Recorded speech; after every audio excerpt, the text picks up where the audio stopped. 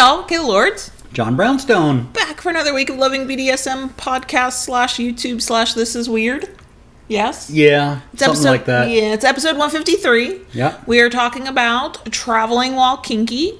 Is a request from a listener whose name I did not write down, and you're bad. I am awful. I'm an awful human being. Terrible. So that's what we're talking about. Reason being, to me, the holidays don't actually begin until after we get past Halloween. We are officially past Halloween. Yep. So if you're in the U.S., you are thinking about traveling for Thanksgiving, if that's something that you do.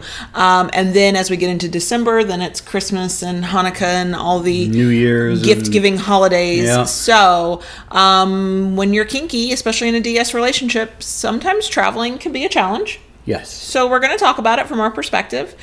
Just an FYI, we are also going to have two really big announcements in a second that will likely take several minutes because they're really big announcements and we're very excited about them.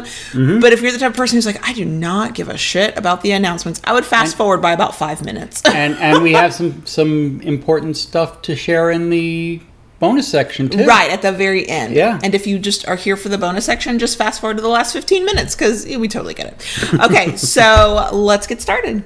And away we go. We have announcements. Yes, we do. We have two massive announcements. And we did not know this time last week we were going to be making these announcements. No, these are all exciting. very recently within the last day. Literally, I was emailing back and forth on one of them at 10 o'clock Wednesday night while you were getting an email at about 10 o'clock Wednesday night. So, okay, let's get into this. And away we go. Enough suspense, right? Okay, so the first is a giveaway. A major giveaway. Okay, so a few weeks ago, we, as of the recording of this show, we reviewed the pillory set from Laud Brock. LODBROCK, Laud Brock. We put that up on YouTube. We did it as a YouTube video. And Awesome set. Awesome kink equipment. This is like the kind of thing that it is a investment piece. This is not just blowing $5. You're spending real money, but you're getting real quality. So for that review, we're going to put that link in the show notes if you haven't seen it yet and you want to watch it. But because we loved that pillory set and we really like the people over at Laud Brock, one, we are working with them in different ways, so you will hear their name more often. And two, because we're also affiliate members, they send us information like their Bad Santa Christmas sale that's already going on now. 50% off pretty much everything in the store while supplies last.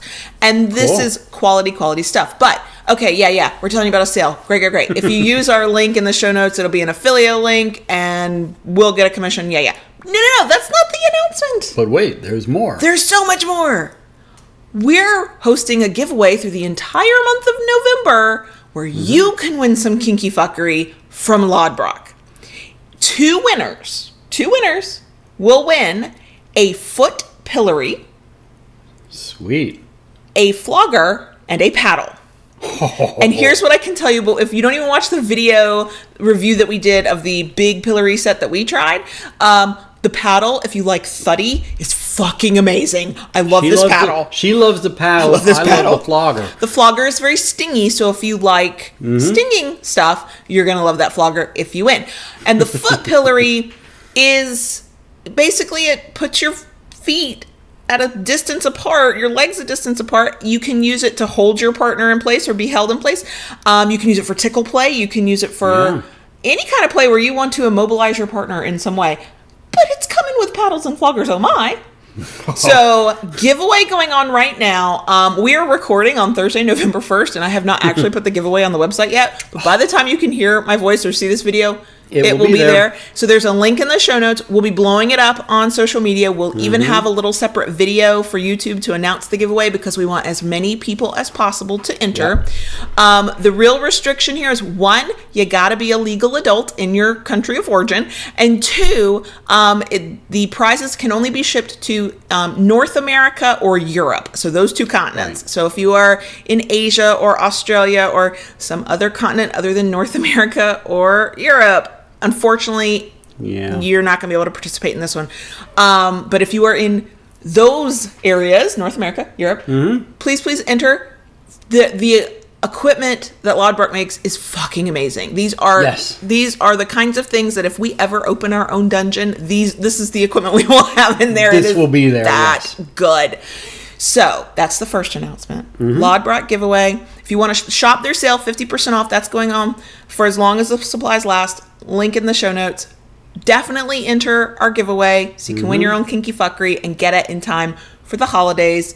Yay for that. Okay, second announcement. Second announcement. Dun, dun, dun. On December 1st. Yes. Saturday. 2018. We, John Brownstone, Kayla Lords, will be at the Woodshed's shopping extravaganza in Orlando. Yeah. If you do not know what the Woodshed is a kinky BDSM club. They are having basically a market, a holiday market where a lot of kinky vendors, probably some vanilla vendors, yes, for the kinksters to go shopping. And my understanding is for the first year, they are opening it up to non-members as well as members. Correct. So why are we telling you this? Because we know for a fact we have listeners, 1 in Florida and 2 that can get to Orlando if they want to. Right. And we're going to be there manning the kinky fuckery shop / wood dom booth. Yep. In all our glory.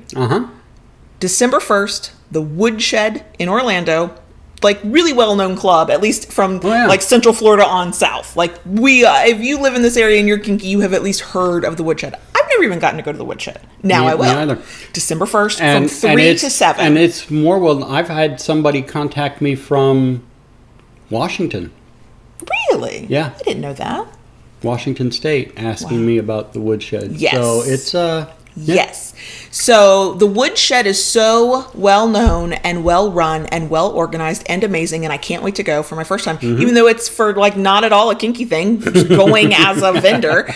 That people who want to start their own organizations and clubs talk to Cecil at the Woodshed and say, can you help me out? Right. Like they ask for advice. This is how well run it is. I cannot wait to go. So if you want to buy kinky fuckery, not even from us, just in general, you want to go to your own kinky market and you can get to Orlando on December 1st from 3 p.m. to 7 p.m. You don't have to be a member to get in. It is free to get in. The money you spend is with the different vendors you see where you find something you like. If you don't have any money, but you can get there and you just want to come say hi to us, we're going to be there. Too. We are going to be there. My mind, all the things I want our little table to look like, they will not look like that because I have a huge imagination and way more ideas than time and money. But hopefully it will be very obvious. Yeah. We're there and we would love to see anybody who can get there. And we're going to be talking about this probably all month long. Right. And if you have been, we know we have at least one listener in Orlando. We shipped something to that person. Just recently, yes. So even if you don't come buy anything, if you just want to come see us and say hi and, let us know you're out there. If you want to get a chance to walk into the Woodshed and take a peek around in a very I don't want to say threatening, none of it's threatening, but non-intimidating kind of way. Like a play party can be intimidating if you've never done it. Vendor market thing where people are buying kinky and non-kinky Christmas gifts, that's a lot less not at all intimidating and relaxing. So and you can do some holiday shopping. Exactly. You're going to have your vanilla stuff there. I'm going to have both my kinky and non-kinky stuff. He's making a whole bunch of kinky stuff too to get ready for this. So yes, and we're going to. The best part about it, it's an indoor market, so you're not rain or shine, you can enjoy it. Exactly. So Orlando, the Woodshed, December 1st, 3 p.m. to 7 p.m. We'll link in the show notes to the FetLife page or announcement or whatever it is about it, so you can get all the details. We have had somebody recently ask us, actually on YouTube, in the comments, if we do public speaking and if we go kind of out and about, and we don't do it right now, but yes, it is it's something on our radar. It's something we want to do, and I'll take events like this where it's not about us, it's about the whole community coming together. It's about doing something at the Woodshed, and we're just one player in it. We're just one little 6-foot table with our stuff. I'm happy to do it that way, to get to know people, to see people. So if you're in the area, you can get there, or you're going to be traveling or whatever. I would say come just to do some shopping and get your hands on, be able to touch some kinky toys before you buy them from anybody who's going to be there. There's a chance I might be like, hey, Daddy, can I sneak off for 20 minutes and go look and go see what other vendors have too? I may want to go do some shopping myself. See, exactly. So, so those are our announcements. Maybe even I believe they have a kinky baker. That would be awesome. I can't eat anything that a baker can you make. Can't eat it, but they may have some like kinky cookies. They might. You never know. You never know. I can't wait. It's our very first time. It was one of those things that we had to apply to see if we could be a vendor. Right. And we had decided that if for any reason we weren't accepted, which we knew was definitely a possibility, that we would go anyway to see it. So we're very excited. Yes. We will be talking about this and the giveaway all month long in November, so you're going to get tired of it. But this is the big announcement. So if anybody has any questions or wants to talk to us about it or reach out or anything like that, feel free. Okay, so we're going to get into the episode now because those were really big, long announcements. Yeah. We have plenty for the bonus section as well. So if you are a cricket or would like to become a cricket, wait for that. But now, because it is the start of November as we're recording this. Right, the holidays are upon us. For all that I can think of many, many friends who, for them, Halloween is at least a month-long celebration. For me, I don't ever think of holidays until we get past Halloween, even though it's very annoying to see at the local stores the Halloween candy and the Christmas decorations side by side. Yeah. That's annoying. But yeah, we are in essentially holiday season. We just the other day sat down and planned what we want to do for Thanksgiving dinner. Some years we do traditional, some years we don't. I mean, we've done all kinds of stuff, and this year we're going to go a little bit more traditional. Right. But if we're starting to plan it, we know other people are probably starting to think about it. What are your days off? And are you going anywhere? Are you going to go see family? Are you going to go see friends?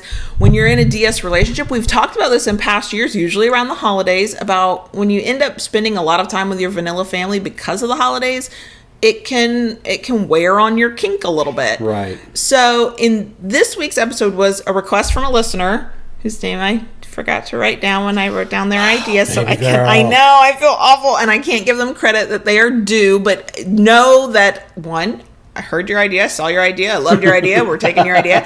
And two, and we're running with it. And two, I'm very grateful to people who give us ideas, and especially to this person whose name I don't know who is it. I'm sorry. Talk to me on social media and say, hey, that was my fucking idea, and I'll give you all the love and credit. So there's two sides to this when I think about traveling while kinky. And in this person's request, they kind of mention both of these things. So we'll break this up into two parts. Okay. There is bringing your kinky gear, which is actually, most people think of like whips and chains and floggers and oh my. But that can be things like your collar. It can be for littles who have very specific, sometimes have like specific kind of gear, like their sippy cups or their this or that. It's that kind of stuff. And then the other part is we're going to talk about being our kinky selves when we're traveling and we're in these situations, which is something we've talked about many, many times before. This will basically just be a refresher, I think. Yeah. So let's talk about bringing your kinky gear. Okay. My first thought, unpopular though it might be, is that you don't actually need gear to be kinky, to be your kinky self. For some people, certain things are very important to them. I immediately think of collars. Obviously, if you have deep feelings and meaning attached to your collar, whatever it might look like, that's not something that you're going to easily go, I can leave that at home. But when we talk about toys or we talk about the things we use, maybe you do bondage at night when you're at home, but now you're going to be like in your grandma's spare bedroom. That might be awkward for somebody. Yeah. There's no requirement that you bring your kinky gear. That being said, and I think most of us probably err on the side of just not bringing anything. You can bring kinky things too. Sure. I think you can do what the hell you want is what the answer is here, quite frankly. Bottom line, you can do whatever you want. As long as you can have privacy and you know that it's not going to be questionable consent that you made your, uncle's cousin's stepbrother look at something they might not have wanted to see. Right. But the neat thing about it is it gives you an opportunity to also improvise. And get very creative. And get a little creative. We did it one year. Let's face my belt. Oh God, that damn belt. That damn belt. I know, that damn belt. Mm-hmm. So, a belt makes a excellent impact toy. It can make a restraint. It can make a leash. It can make a leash. Mm-hmm. Hairbrushes. Hairbrushes are great for paddles. We've been down that road before too. Mm-hmm. Neckties. Yeah. All right. Good blindfold. Good blindfold. Well, part. It can be a fairly decent blindfold. Yeah. Those two can be used as restraints. Exactly. And I think most of us know this. I think most of us, because before any of us ever have a budget for kinky gear, we're looking around our house and our bedroom like the same is true when you travel. But if you do want to bring some toys, maybe you're going to get total privacy. I think this year when we travel to my mom's after Christmas, we will get total privacy again. Their little cottage is empty again. Ooh. Right. And so when podcast listeners, do you hear that? That was a devilish gleam. Yes. Okay, you can stop maniacally rubbing your hands together over there. We got a couple of ones. So I personally probably would still not bring any of my kinky gear. But you can when you know you're going to have those moments where you don't have to worry about noise or you don't have to worry about anybody busting up on you and seeing you.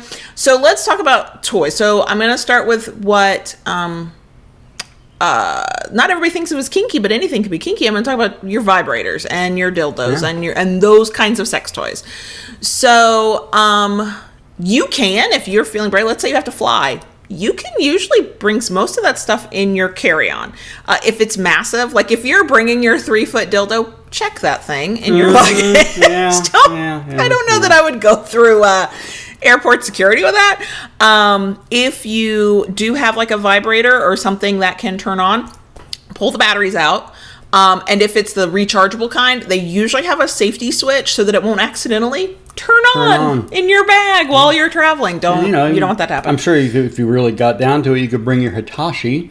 If it's anything, it's medicinal. I need a back rub. Right. And see, I lurk on Twitter all the time, so I watch a lot of sex toy reviewers and sex educators and people who work with sex toys a lot talk about their traveling with sex toys. And some TSA agents, they don't even blink, and some are like, what? And I have seen the occasional story of somebody at airport security going, where can I get that? Right. Looks interesting. So if it makes you uncomfortable, don't travel with it. Yeah. If it doesn't make you uncomfortable, then do travel with it. Now that's the simple stuff. Those are those kinds of sex toys. But when we're talking kinky gear, it gets a little different. Yeah. And actually, when you think about it, last year when we traveled to London, we had floggers. We had paddles. We had paddles and canes in our suitcase. Now we checked that. Now that was checked. Yes. Here's why. And this would be. You always want to check airport security, and especially if you're traveling between countries. Certain countries, y'all, sex toys like vibrators and dildos are illegal. Now, it's not like going to England that's illegal, but there are certain countries where you cannot, you'll lose it or who knows what'll happen. Just don't do it, y'all. With your kinky stuff, paddles, canes, floggers, in general, it's better to check it if you're flying. Because the last time I checked the TSA website, if they think it looks like a weapon, they're confiscating it. Yeah. And if it is an item over a certain size, like was it 6 or 7 inches? Check the website, y'all. I'll link to it in the show notes. They might confiscate it. So if there's any question that it could be mistaken for a weapon, and y'all, a paddle, a flog, something you hit somebody with could easily be mistaken for a weapon. I mean, technically a flogger is considered a whip. Right. That's so funny. I always forget that. Yeah. If you're flying and you insist on bringing these things, you might be paying the $25, $50, whatever dollars it is to check that bag. Right. To not lose your equipment. When you're driving, it's whatever you have space for. You're trunk and in your suitcase, so go for it. If you're traveling with kids, which we do, here's our secret. You do it, but I fully support it. When we know, for any reason, that we are bringing kinky gear with us, and it's not easily fitting in a suitcase, or it's got to have its own bag for some reason, that shit gets put in the car the night before after the kids go to bed. That way, even though we will have it in the bag all nice and secure, they won't necessarily see what's in it. They can't possibly ask what's in that bag if they don't know that bag exists. And what's nice for us, when we go on trips, I have a Toyota RAV4, and it's one of the older ones. So instead of the spare tire being inside the car, it's got a little hatch, and there's a little hidey hole down there, little cubby hole down there, and so that kind of stuff gets tucked away under there. Exactly. So that is the actual transportation. If you are bringing, and I'm thinking of floggers specifically because I know how you handle them, you tell the rest of us if anything else applies. Because floggers have strands, what you don't want to happen is for them to get all knotted and tangled in a suitcase or in a bag. Correct. So the way we do it is we roll it in a towel. I use a bath towel. An old bath towel we don't use anymore. Old bath towel that we don't use anymore. The floggers get laid out and then rolled up in the towel. That way they don't get, the strands don't get tangled, they don't get, bent and whatnot. They're laid out very nice. And from a space standpoint, in that method with laying them flat and straight, so all the strands of the floggers are pointing in the same direction, nothing's all tangled, and then rolling them in the towel, we're able to transport like 6 pairs, 8 pairs of floggers that way. Now, what have I got? only one or two are big pairs, but so there's a lot of little ones. Got the Gentle Giant, the purple ones. Those little whippy, plasticky things, the finger floggers. The finger floggers. The devil ones I hate. The devils. The one with the hard leather with the knotted ends. Yeah, I don't like that one either. Yeah, it's like 5 or 6 that get rolled up. 5 or 6. And now on YouTube you can see the towel is the width of the towel, and then the diameter is like that big. I would say for podcast listeners, it's maybe 4 or 5 inches across. Give or take. Are you gonna measure? My finger circle?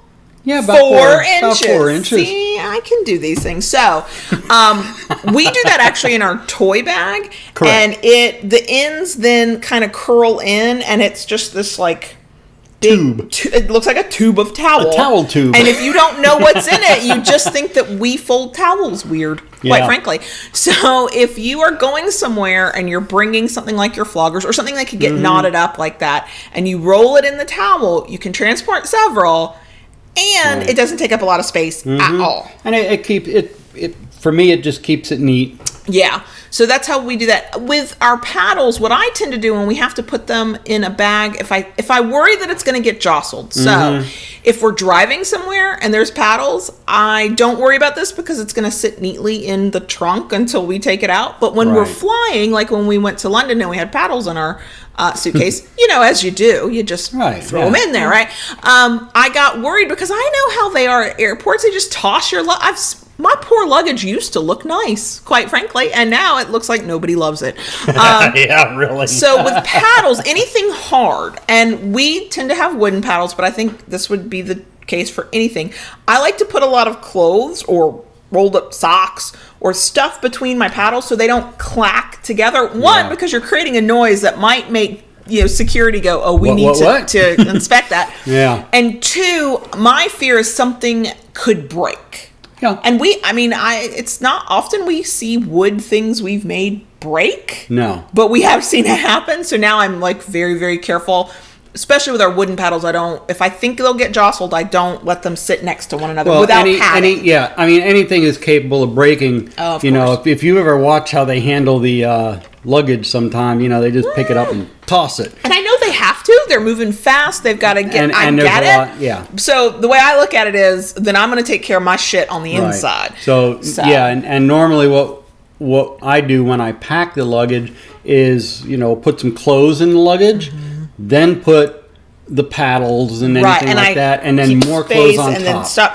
And with our canes, because the canes we own, whether they're the ones you've made or the ones we've bought, they're always Delrin and they're always kind of bendy. Right. And I want to be careful with those too. I try to put those with clothing or something to pad them, but on the edge in the corner of the suitcase, so they can sit as flat and as straight as possible, and that the end of the cane won't necessarily get caught on anything to get bent out or broken in transit. Now, that, like I said, I pack very, very carefully if I'm flying, because I'm not the one handling my suitcase anymore.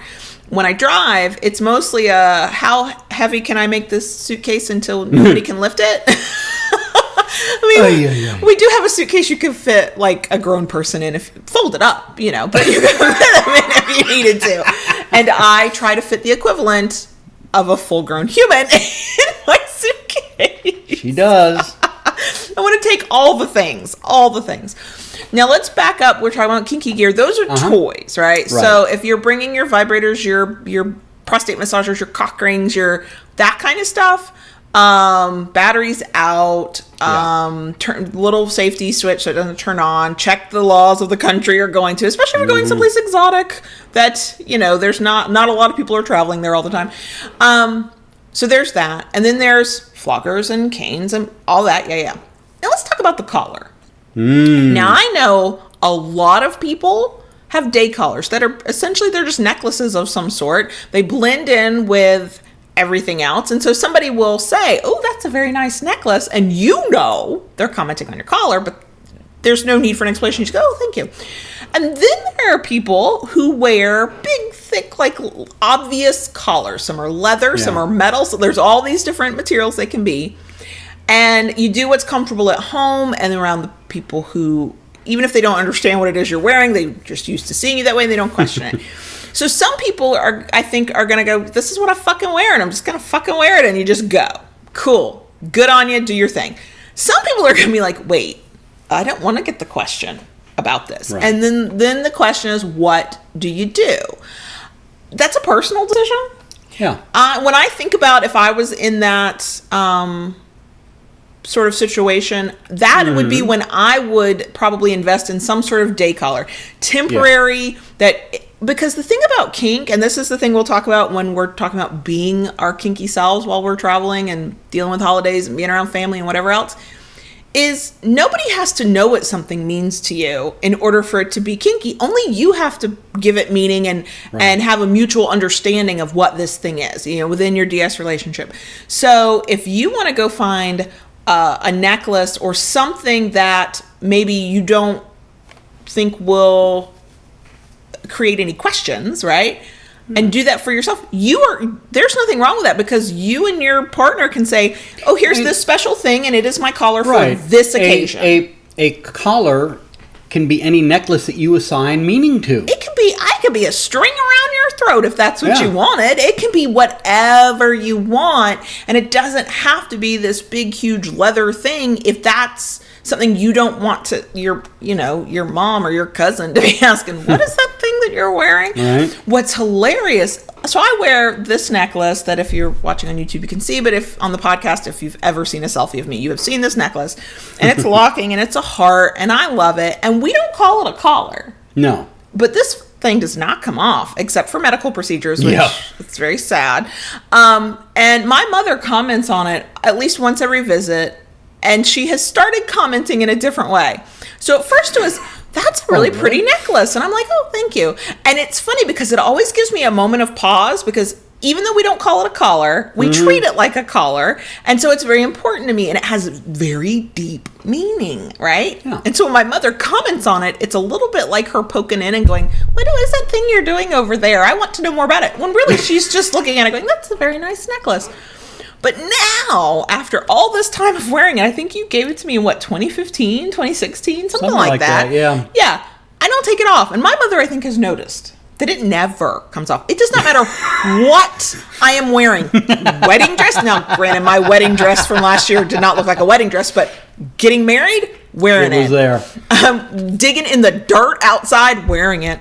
And it does not matter. From high fashion, I don't do high fashion. The only time it came off since I gave it to you was when you had to have the MRIs. MRIs and X-rays, and when I had all the procedures, all the medical procedures that came off in those only times. So my mother has now noticed that in no circumstance does she see me without this thing. And so now she doesn't necessarily comment on how nice it looks because she said that a few times. She's like, she'll say things like, you wear that necklace a lot. Yes, I do. And I move on and I don't get into the conversation. So it's my favorite. It's my favorite. And what's funny is if you know me in the kinky realm or we're having a kinky conversation, I'm gonna go, it's my favorite. My daddy gave it to me. But I can't say that to my mother because she would be like, you're who? He came back from the dead? What? I'm confused. No. So I get it, and it is a personal decision. I am not going to tell you that you shouldn't wear your big, thick collar that might get questions. If you're comfortable, if you're almost like itching for the questions, like come at me, ask away, cool. But if it does give you an uneasy feeling or you're having that moment of, oh, I'd rather just not even, But see, even with something like this, it's for those who can't see it, it's a heart. Mm-hmm. With a crown. With a crown. Of course it is. All right. And it's actually a working lock. Yes. All right. So you have to pick every time. Yeah, the key vanished. So he picks the lock. I picked the lock. That tells me so much about you. But anyway, it's one of those things. It has the meaning for the DS side of our relationship, but you could even say, I love it because he holds the key to my heart. Oh, right, yeah. And quite frankly, I'm really good at just not answering direct questions. I've gotten better. I used to be really bad, but now I'm like, oh, you're curious about that. Oh, okay. Look, let's go over here and do this thing. Like, just redirect. How you handle it is up to you. Whether you handle it at all is up to you. But I know that there are people who get really upset and feel sort of lost if their collar isn't on. And if it's one that you feel more comfortable leaving at home or only bringing out, wearing when it's just the two of you, then I would say, see if there's something you can get, like a day collar, something that is the substitute in times when that would be easier for you and that makes you more comfortable, because you can infuse anything with meaning, y'all. Anything can be kinky as long as it's kinky to you and or your partner. It's as simple as that. Yeah. So there's no rule it has to be any one kind of way. True. I mean, I have friends who have multiple day collars because they all have the meaning that they want with their partner for it. And then for some people it's like, well, what matches my outfit, or what feels right, or what fits right, or what am I in the mood for? But they have multiples because that works for them. There's nothing wrong with that. No. I mean, for many of us, collars can be sacred, but that doesn't mean that it's one single collar is the only sacred one you can ever have. It's not a, religious item. I mean, you could worship it. There's nothing wrong with that. But I mean, it's not like there's only the one holy grail collar. Anything can be a collar that has meaning to you.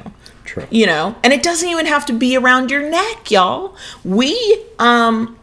I asked about it and then it never went anywhere. So I think I'm the only one who was interested in this, because I did have concerns about having something around my neck. One, for a long time, I didn't wear necklaces. I didn't like anything around my neck. Right. We talked briefly, or I said, and I got that's interesting. So we didn't talk about anything. I mentioned that maybe an anklet, something around my ankle. Yeah. And I kind of liked that idea. A ring, a bracelet. It doesn't even have to be a collar that goes around your neck. It's about the meaning you assign to it and that what it means to you and your partner. So it can be literally string. Okay. It can be a piece of twine that you wrap around some part of your body, and that's your collar if that's meaningful to you. So you can bring your kinky collar. You can leave that one at home. You can get another. You can do it any way you want. But there are options if you have worried about how you're going to handle this. Before I got you this, I had gotten you a necklace just to... Yes, I wore that all the time. You sent it to me. Well, no. Did you give it to me in person or did you send it to me? I think I sent it... we were long distance. Well, we were long distance at the time. I believe I sent it to you. And I wore that every day. Yes. Because you gave it to me, so I wore it. That was it. See, I don't need you to, quote, collar me, and I don't need you to call it a collar. If you give it to me, I'm wearing it. Because you gave it to me. If I remember, it's been, I believe I sent it to you. It was Valentine's. Valentine's, and then when we met, I actually put it on you. Right, I had taken it off or something. Because had I was taking it off every night. I didn't treat it like a collar where it stayed on. And it could come off. I had just a basic clasp. But yeah, you did put it on. And then after that, it was so funny at the time. I was still very much on the fence about what we were and was this real. And I was sharing an office with somebody. It was so funny. She started out as my assistant, and then she became like, she got a great promotion. And I was like, oh, yay, we're still sharing an office. Even though I didn't have an assistant anymore. But she would look at me and go, why do you keep saying that you're not sure about him? You never take off that necklace. Oh, and you gave me a bracelet too. Yes. And I nearly lost the bracelet and almost like freaked out. And she's like, you never, he sends you stuff, you never take it off once you put it on, or they never saw me take it off. Yeah. She said, your whole face lights up when you get a text message or he calls, like, why do you keep saying that you're not sure how you feel?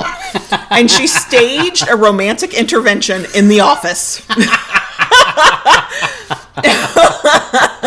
I think it was when you sent me roses at some point, and that's when she was like, what are you doing? What are you doing? Stop living in denial. We can all see this. The state of denial. Oh yeah, I'm really good at it. Okay, so bottom line on kinky gear, do or don't. You don't need it, but if you want it, there's nothing wrong with bringing it. Just think ahead when you're packing it up and think about how you're traveling.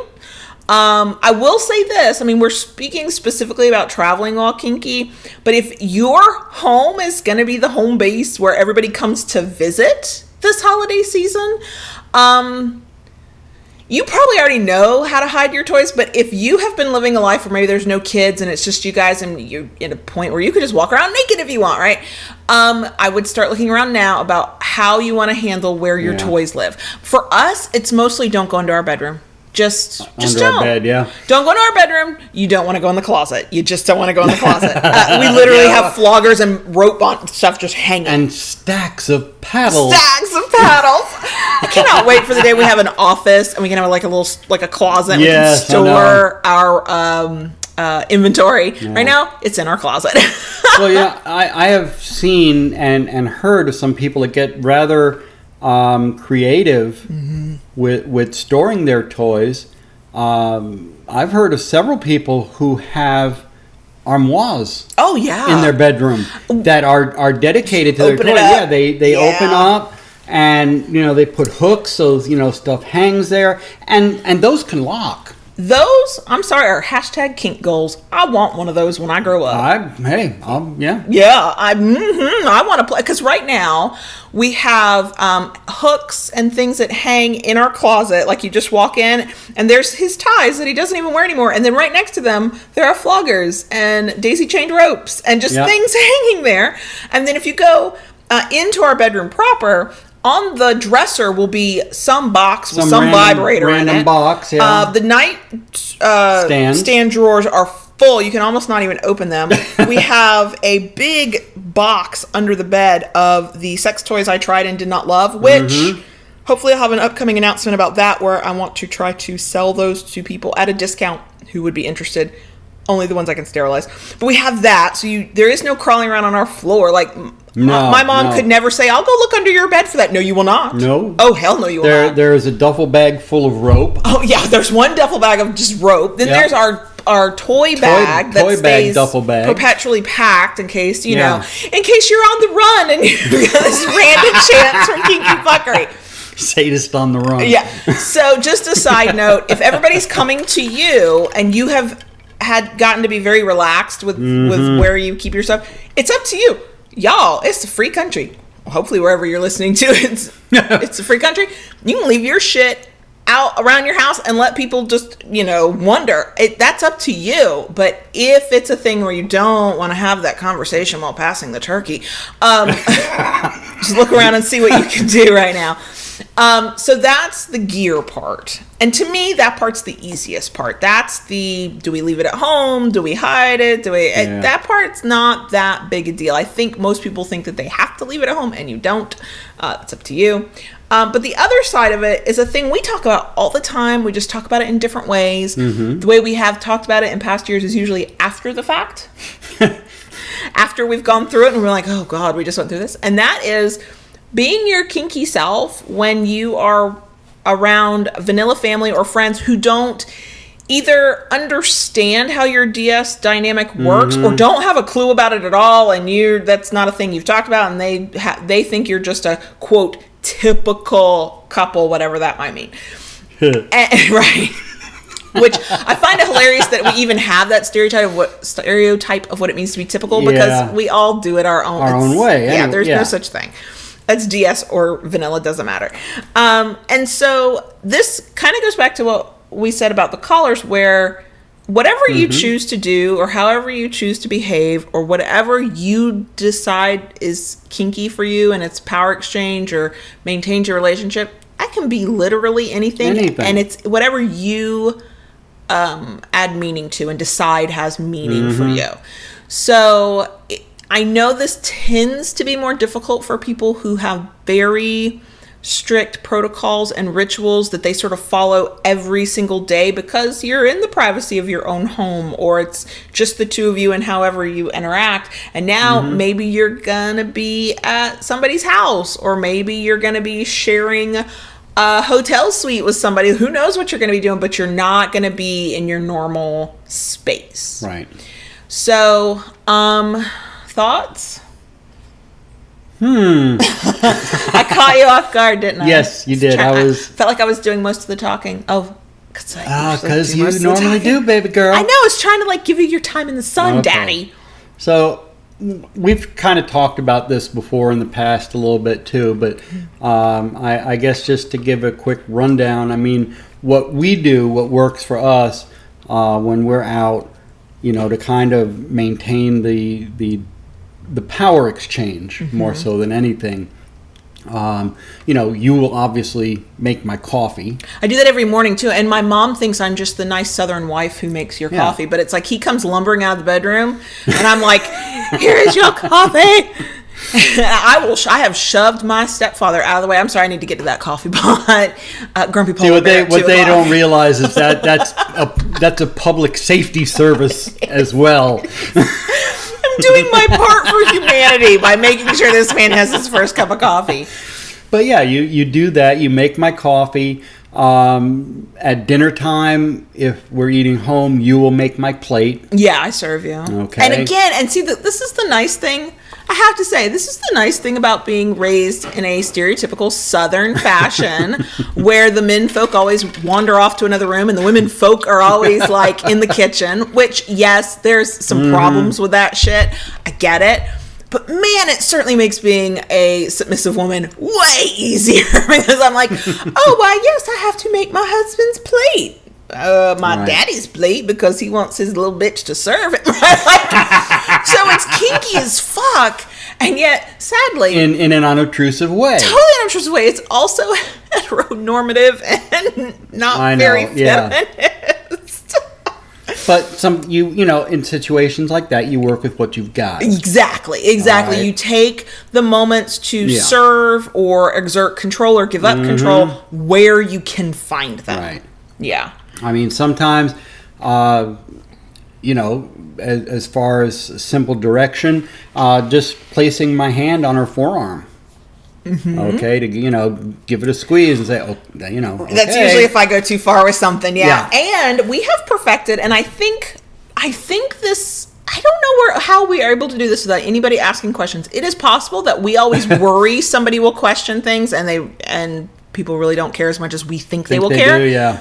But if I want, last holiday season, this happened a lot. It won't happen this holiday season because I firmly just do not eat cookies or cakes or anything anymore. But what would happen is I would want more. I was supposed to have a little nibble, but it's the holidays and we're traveling. And so I would lean over very subtly, I hoped, to you and say, do you mind? But I would do it put my hand a little bit over my mouth so you couldn't quite see, or I'd whisper, or we have gotten really good over the past couple of years of speaking with our eyes. My eyes will look at something and he'll know what I mean, or I'll make a face. And so I would find ways to ask for permission for things that were clearly not part of a very ritualized thing where daddy, can I, daddy, may I, please, daddy. No, it was sort of what do you think?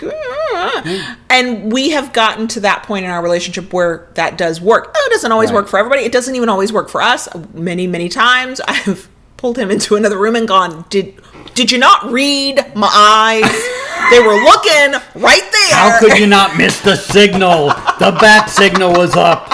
What's going on? Just wanted more candy. Okay.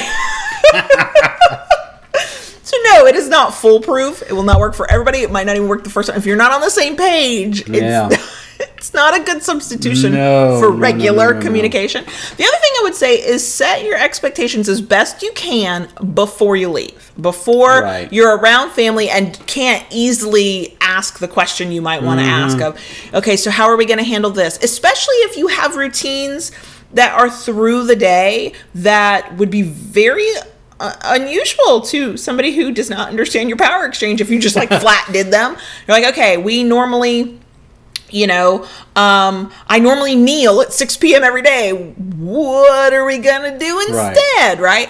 For us, it's our nightly, I lean over the bed. He usually spanks my ass. Well, guess who is not spanking her ass in my mama's house? That no. Partly because that's just loud, and partly because no.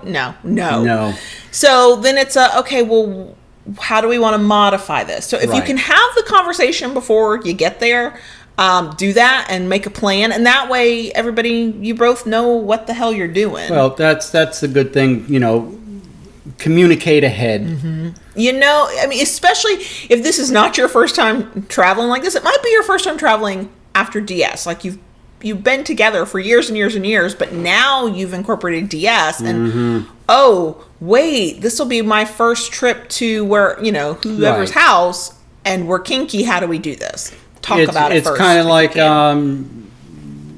depending on where you're going, it's almost like you're negotiating a little bit, because you might have to, depending on how you feel about it, if it's important to you to maintain some kind of ritual or task or protocol so that you can stay in that nice, good, kinky mindset, even if nobody else knows what's going on. Exactly. You might have to restructure what you do for this trip. Yep. In order for you to get what you both need without then having very awkward conversations while you pass the rolls. Nobody wants that. Nope. And hell, maybe you do want that, and I would love to hear from you after you travel and see how that went, because that would be fascinating to me.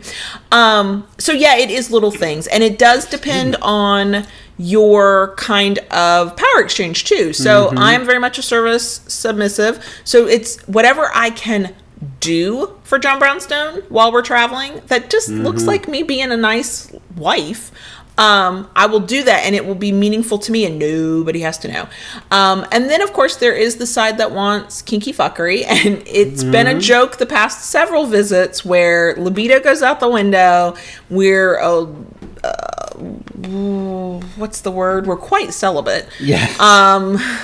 It's just, it's really depressing, but it's because for about a year we didn't have access to that private space. Correct. And that supposedly that private space will be available when we travel again. And so who knows what we might do, because then what would happen on those trips is if we couldn't quite get the service aspect as much as we wanted, maybe we were going in different directions, or there was just always somebody there, or my mom was trying to take care of all of us, because that happens too. Then we had that opportunity at night to play a little bit, right? Truly with a belt, and you just mind fucking me. That was an entire scene. I don't even know how long it lasted. Man, I slept good that night. I slept really good that night. So it all depends on the situation, but I do think about to the submissives out there. Think about how you submit under normal circumstances, and then see where that can translate into very mundane parts of life. How it can be modified. Exactly. We still, as much as we can, when we're traveling, if you still pick up my panties. Correct. The way we get around that, because I know a lot of people do the underwear thing, when I'm packing us up, and sometimes you pack us up, we figure out how many nights and how many days I need underwear for. And then I pick out that. And then you pick them all out. And then sometimes we've had trips where we never really could like the very beginning of the day and the very end of the day, we could kind of like have a moment, but the middle of the day was so hectic, we never could. Right. Then in those situations, because you had already picked out all those paintings, I could pick out the individual ones. Like, what am I wearing today? That's my decision. And then sometimes we've had trips where it worked out, everything was laid back enough, you could go, I want you to wear these today. And we would do that. So if you have some kind of dynamic like that where dominant picks a thing, submissive, follows it. Do as much as you can up front, and sometimes, let's be honest, sometimes that might have to just wait until you get home. Yeah. It kind of sucks, but it's the nature of it. If you can sneak away, we do this, and my mom thinks it's because we're so lovey-dovey and so cute, and I'm like, oh, I need my daddy. Almost every night that we are visiting my mom, we sneak away for a coffee or a walk or something where we get 30 minutes, just the two of us. At least a little bit of time together, away from everybody, to where we can just be us. And I have noticed over the years that you pack a lot of instruction giving into those moments. Yeah. Do this, baby girl. Do that, baby girl. Yes, daddy. Yes, daddy. And don't forget this. Right. And sometimes that's the nature of it, too. You have to pack everything you want to try and get done into a small amount of time, because that might be your only real time to just be the two of you. And so I think most of us know these things, but what I have found what happens is the holiday season hits. We're busy at work. We're busy with kids. We're busy with family. We're busy making plans. We're busy. And then what happens is we go full tilt until like the day we are going to travel. And then it's like, oh, God, yeah, I've got to think about this now. And if before it gets all hectic, you can think about it now and maybe make a plan, maybe it will be a better experience, and it won't feel, you won't come home feeling like, oh my God, I was supposed to have loved that, and yet we're off. And what we've always talked about is the couple of weeks it takes us to get back into the groove. Right. And so it's not perfect. It's not going to work every time. Even your best plans that, you're like, oh, I'm really flexible about these, might still not work once, you hit reality and what your family has planned and what's going on, and that's all going to happen too. But I think what I find most comforting, and I know to be true, at least for me, is that when I know we both feel the same way, we both are thinking, man, could these people go away so we could be kinky for a few minutes? When I know we're both missing the other and missing that part of our dynamic, even when we're sitting right next to each other in the same fucking room, it's comforting, because it means that we're in the same situation together. And the moment we can be alone and have that moment, we can laugh about it, we can complain about it, we can commiserate, and then we're already on the same page, even if that same page is, this is not as kinky as I would like it to be. And it's a bonding experience. It helps you laugh about it when your options are to laugh or cry. Prefer to laugh when I can. And it means that you're not alone. It's not like you're sitting over there going, gosh, I feel out of it. Oh, but look, my partner over there is clearly perfectly happy. No, you might both be in that situation like, oh, I am missing that part of us, and I need that part of us.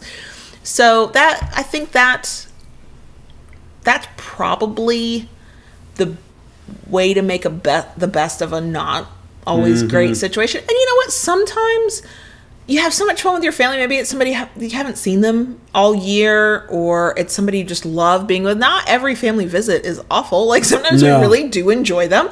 And you don't notice it until it's over, and you're like, oh, wait, God, we were barely our DS selves. And what does that mean? So I do think that the best way to handle it is to think about it early and do the best you can.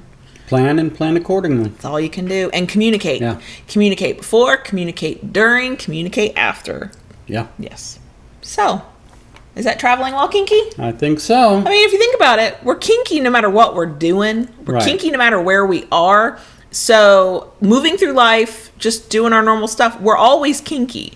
It's about how we choose to think about the things that we do. And if we want to modify things so that we know what they mean, but they look less obvious or less questionable. I'm not going to get naked and get led around on a leash at my mama's house. It's not happening. It's not happening. It's not happening. It's not happening. But I'll live for that moment when he leans in my ear and whispers something like completely filthy when nobody else can hear. That's still the same, but it's a pretty close second. It'll do. Okay. It'll do. So we're always kinky no matter what we're doing. True. It's just a matter of switching how we look at things and think about things. Yep. And so I think that's it. Okay. I will say for anybody, especially in the beginning part where we were talking about gear, if you have any tips and tricks about how you pack things or things that you've experienced, like we'd love to hear it. Going through airport security or, how especially very BDSM gear has been handled, and in your experience, feel free to reach out and let us know. I have always been very fortunate that, it went well, but I also, you see, Mr. TSA agent, we're part of a medieval Renaissance group. No, my way to do it is that I just check it. I've been in a position where I could afford to check a bag, or I happened to be on an airline where I didn't have to pay for the first bag or whatever, and I just checked that shit.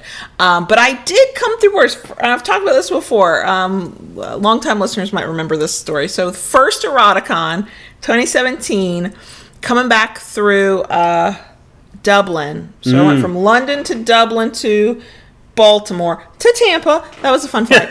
And so leaving out of Dublin, I had to go through that was a hop, skip, and a jump. Oh my gosh, yeah, it was a pretty good flight. And the TSA dude. Now I am an unassuming person in my hot pink hoodie and my pajama pants who clearly looks very tired. And he was all intimidating. He's like, "You got anything to clear? What have you got in your bags?" I'm like, "Sex toys and English chocolate." It's like, you are not fucking with me. I would never say that. I was so tired. I was like, I just want to go the fuck home right now. And, he backed down. Yeah. So I declared it, but it was still not in my checked bag, in my carry-on. It was in a checked bag. It was in a checked bag. So that's how I tend to handle it, because or we just drive. And then it doesn't matter. I can bring what the hell I want to bring. You got to do what's best for you, and try to find workarounds where you can, but just always stay within the law.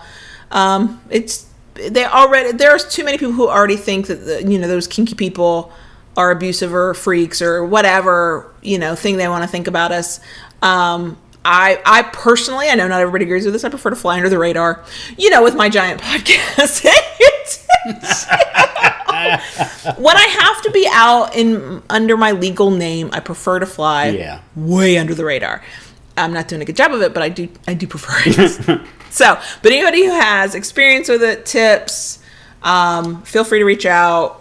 Wherever you are, we probably are on social media, Fat Life. So we'd love to hear from you. Yeah. Okay, that's it. We good? We've got a massive bonus section. Yeah. We've got so many things to talk about. So let's move along. Okay. Ready? I don't know. Come on, girl. Keep it kinky, y'all. And we'll see you next week. May I? Please talk to the crickets while you write down little notes. Please and thank you, Daddy.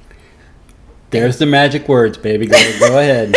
Thank you. First things first. We got mail. Yes, we did. Okay.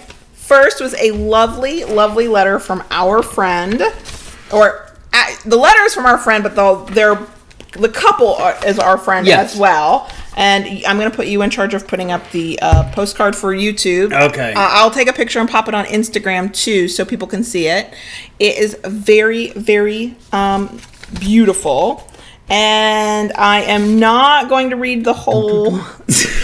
Did you make the postcard dance for the video camera? I did. And it is from Sorrento, and I'm not butchering anybody's language. So they traveled. Italy. They traveled, but could not. In Italy. Well, Sorrento, I believe. Yeah. Did not get a chance. Couldn't find a place to mail it where they were, so it got sent in a letter.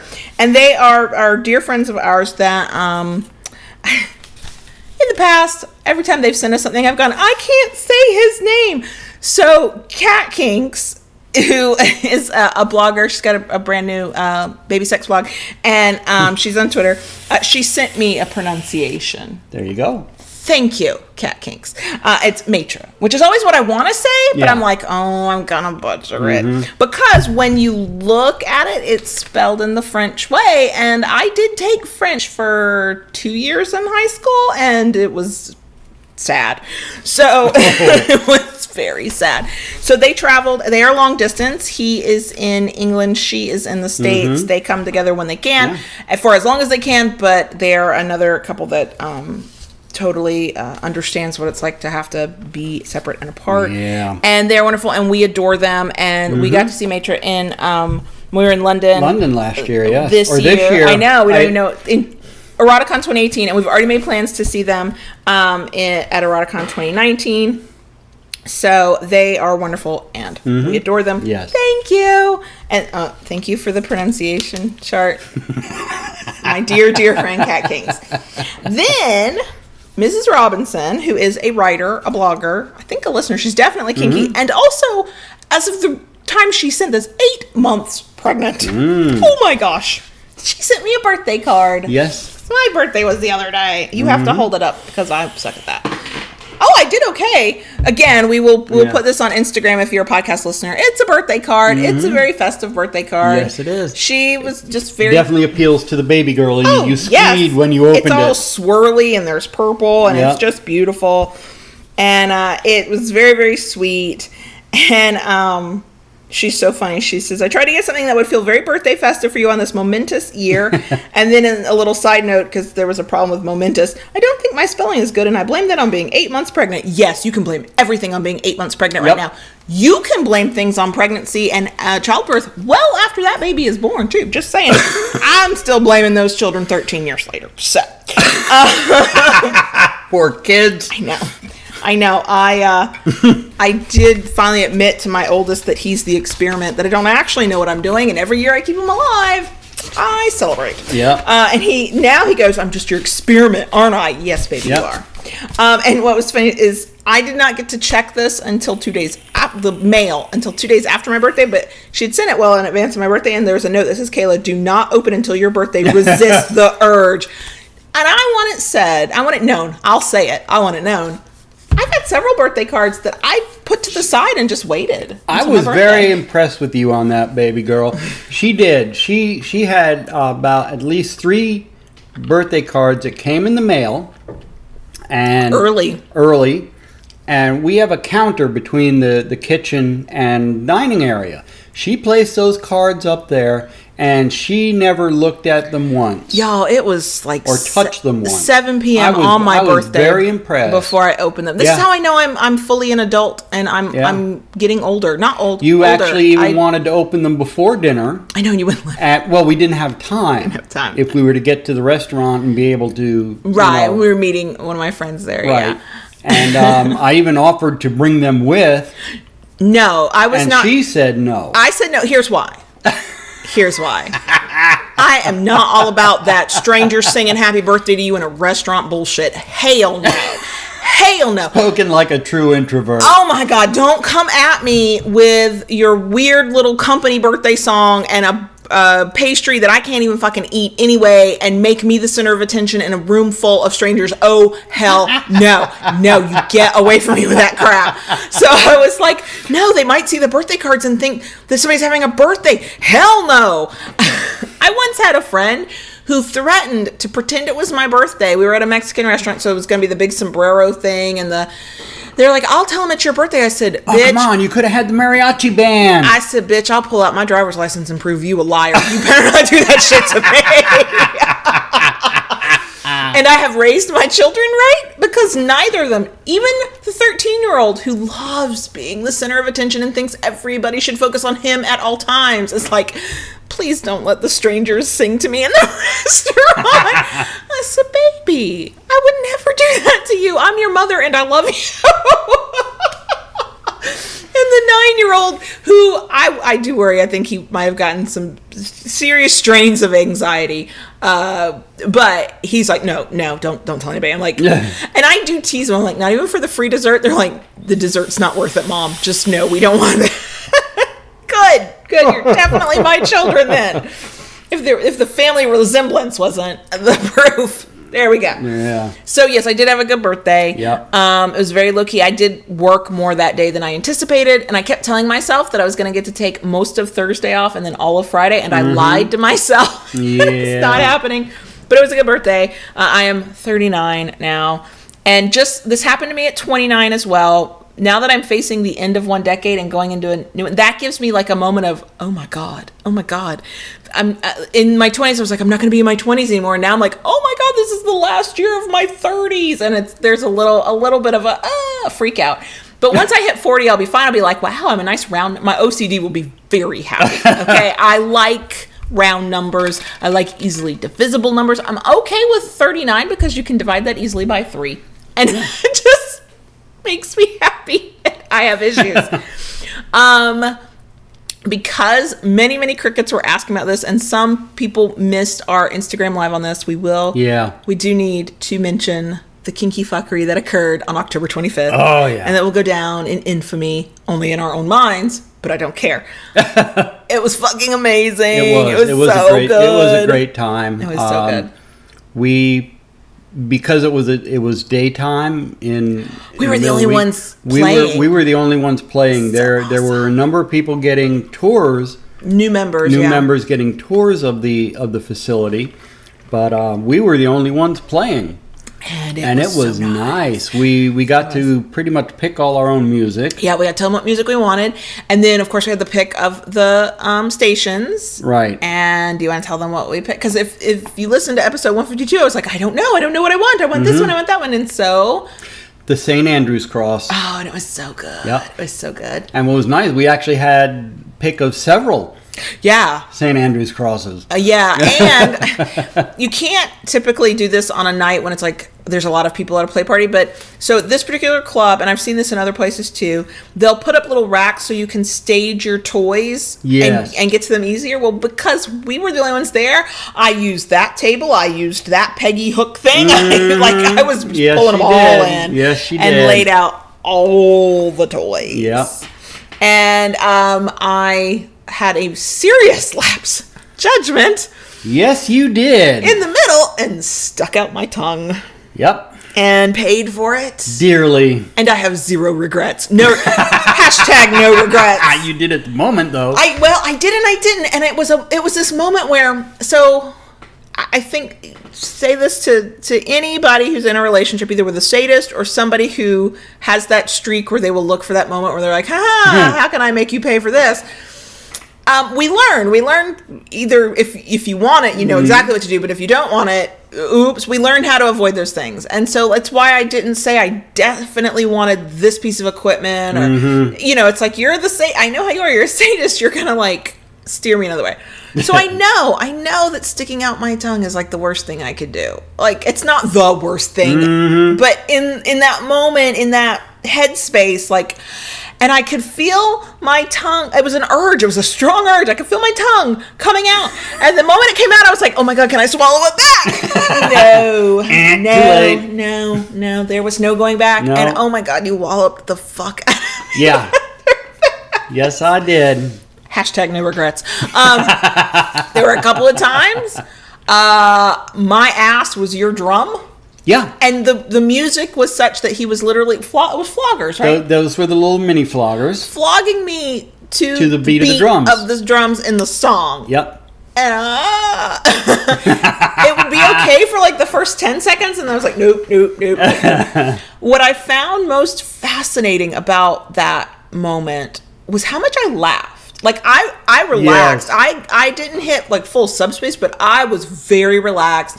I had a blindfold on, so my eyes had to stay closed, but that was wonderful because they wanted to stay closed. There came points, in the middle of the scene, I didn't tell him till afterwards because I was afraid he would stop. I literally cried tears of joy. I was so happy. I was overwhelmed. All my senses were overwhelmed. And it was at that point that the sensation was almost unbearable. But I was also so happy to be there, I just cried. I just cried. And I even mind fucked you a little bit. Several times with a couple of toys. I took and I would touch her. Just touch her with the toy. And told her, I said, if you can tell me exactly what this is, I won't use it. And of course I could not. Nope. I could not. Nope. But yeah, there was floggers and paddles and barehanded spanking. And it was funny because they have, rightly so, they have a rule that if you're playing, no excessive noise. And during the day especially so, because there's a lot more people out in that area where the club is. And the guy checking us in said, I laughed. And I said, I'll do my best. He goes, you're noisy, huh? Uh-huh. And I was not as noisy as I have been in the past. No, you were not. You were not. But there was much squeaking and screeching and yeah. There was also much jutting my ass out, like, oh yeah, come at me, and he did, and it was wonderful. It's like waving a cape at a bull. I know, it was the whole point. And by the end, it was a very red cape. Yeah, I did end up with a mark/bruise. It's already faded. It's a week later, so that's fine. And it was a perfect circle from the lolly paddle. Yeah, it was a perfect circle. I was like, there's a circle on my fucking ass. I was like, how hard did you hit me with that? Very. That's awesome. Yeah. So it was a very good day. We the days that they'll be open at that time again all fall on holidays, so it'll probably be the new year before we can go back. But I think it'll be worth the wait. We've got a lot going on now, so yeah. So it was amazing and wonderful. And now I am ready for the finishing of our birthday, wedding, anniversary extravaganza. To go see Bohemian Rhapsody. Yeah. And I haven't figured out when we're going to be able to do that because I don't go to movies when other people go to movies because there's people sitting next to me in a theater. Oh, God. That sounds real. In my head, it sounds totally normal, but when I say it out loud, it sounds bad. I like matinees is all I'm saying. Okay? Yeah. Because I'm a cheapskate who doesn't want to sit next to anybody except John Brownstone in the theater. It's true. It's true. Now you know. Now you know how deep the introversion goes. And my social anxiety. I mean, that really can kill an evening. So that's us. That's it. A reminder for crickets. Do we want to mention? Yeah. If we can do it quick, because then we can go into more details later. But a reminder, because for crickets, Laud Brock giveaway link in the show notes, and Woodshed Orlando December 1st. If that's feasible for you, I mean, and if I remember correctly, the times for that will be between 3 to 7. 3 to 7. Yes. Yep. So yes. Okay. Yes. If that's a thing we told our patrons in our behind the scenes podcast for October. Correct. Now it's November, so go for it. Yep. It's your baby. Okay. Not literal baby. No. Project. No. Project kind of thing. Not baby. That was a bad one. So I'll go into this real quick. We are looking at upgrading our audio equipment. Like seriously upgrading. Like grown-ups. Yeah, like real deal here. So we had gone to one of our local Sam Ash's because I had begun researching some equipment and wasn't quite sure what I was looking at. Yeah, no. Well, I mean, I knew what I was looking for, but not... How do you know what's good, how do you know works, what's good? You know, so we went to Sam Ash and we talked, and short Reader's Digest version is we found a mixing board. Portable. That we can take with us anywhere. Right, we can take anywhere because it is also self-contained. It can be connected to a computer, or it has a SD card slot, which means we can take that with us anywhere we go, pop a card in there, and record on the road. What's nice about this board, I think it will take up to 6 microphones. I don't remember.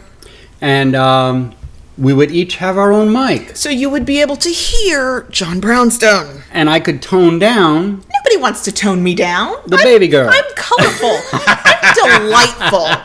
That's probably not true. I probably do need to be toned down. And it would probably just be easier to turn off the mic instead of... Because I'm going to keep talking. We turn off the mic, I still keep talking. Yeah.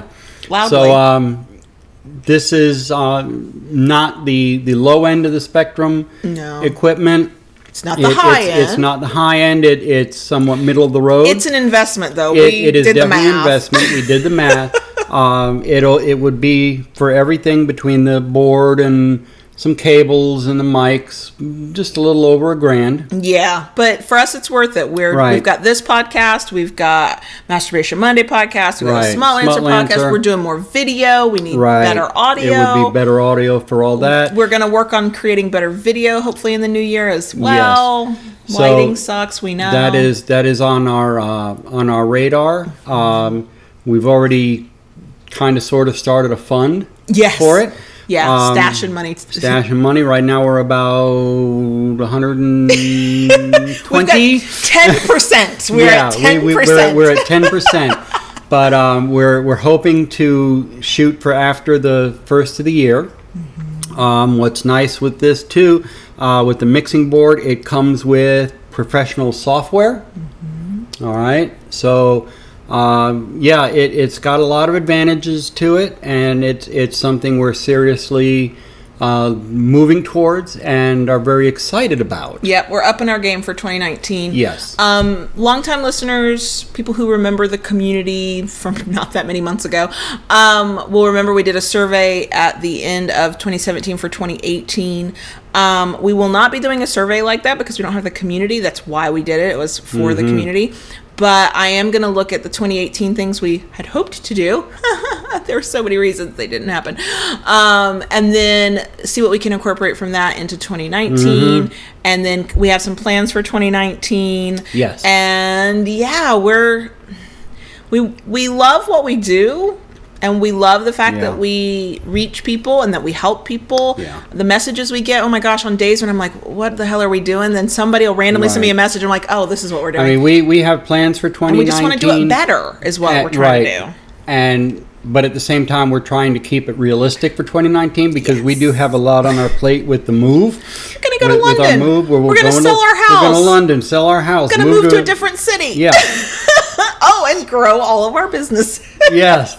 So, we are going to be doing things, but we're trying to keep it realistic. And here's the funny thing, a little insider's note. We're doing all of that, right? And we're going to do all of that, and we're excited about all of that. And I promise you, in the middle of that, one of us, and it could be either of us, one of us is going to look at the other and go, why aren't we having as much sex as we usually have? Yeah, right? I don't know, because we're trying to do everything else. Yes. So, yeah, there's a lot going on, and we've learned some lessons in 2018. Correct. Some hard lessons, some really good lessons, and hopefully we can move that into 2019 and do some big things and make it more fun and interesting and good for people who've been with us for a long time, and make it something that newer people are like, hey, this is what we need. Cool. This is cool. Yeah. So, yeah, that's us. And if you want to help with any of that, we have some of the most generous freaking listeners ever. If you have cash, you can become a patron. That's a great way. We have had a couple people who used our PayPal link and sent a one-time donation. They're like, I can't do something all the time, but I can do this one time. Right. That's cool. You can always reach out and ask us. Buy something from the Kinky Fuckery Shop. We take special order. We did do an order through PayPal because we don't use PayPal on our sites because PayPal is very funny with adult companies, especially little ones that they can bully. Yes. So we are very weird about PayPal, but we do have PayPal, and we did an order that way. You just had to reach out and talk to us. But if you don't have any cash, just share us with your kinky friends. It doesn't have to be online either. We know that give the podcast a review. That always helps people find us. That's a help too. If you interact with your local community, we know because people told us that they tell their munch or their sub meeting or their dom group about the podcast. If you find it useful and helpful and you think it will help other people, you don't have to spend money. You don't even have to spend a lot of time. Just tell people we exist. Yeah. And it all helps. And we are the website is growing. The podcast, there's so many issues with apps out there that are not updated with recent episodes, it makes me want to cry, and I don't Yeah. have a fix for that. But, you know, the more people we can reach, hopefully the more people we can help. And long term, hopefully more people have healthy, happy BDSM experiences and DS relationships. And that's the goal. Yeah. That's what we want to do. Mm-hmm. And we just want it to be our job, too. And that's what I'm working on. Making it our full-time job. We're working on it. So right. that being said, that's a lot. This was a jam-packed freaking episode. Yes, it was. Oh my God. Laud Brock giveaway. Go enter. If you are near Orlando, December 1st. You can stop by and see us and I know. look Y'all, here's what's sad. I'm already trying to think of what I'm going to wear that day. Yeah.